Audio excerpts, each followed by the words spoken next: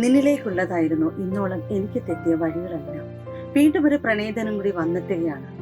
പ്രണയിക്കുന്നവർക്കായുള്ളതിന് പ്രിയപ്പെട്ടവരെ ഹൃദയത്തോട് ചേർത്ത് വെക്കുകയും അവരോടൊത്തുള്ള നിമിഷങ്ങൾ കൂടുതൽ ആനന്ദകരമാക്കുകയും ചെയ്യാവുന്നതാണ്.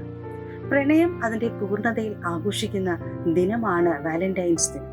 പ്രണയം തുറന്നു പറയാനും പ്രിയപ്പെട്ടവരെ ചേർത്ത് നിർത്തുവാനും ഒരു ദിവസത്തിന്റെ ആവശ്യമില്ലെങ്കിലും പ്രണയദിനം തരുന്ന ഓർമ്മകൾ മറ്റൊന്നിനും തരാനാകില്ല. ലോകമെമ്പാടും ഒരേ മനസ്സോടെ ഈ ഒരാഴ്ച നീണ്ടു നിൽക്കുന്ന ആഘോഷങ്ങളോടെയാണ് പ്രണയത്തെ ആഘോഷിക്കുന്നത്.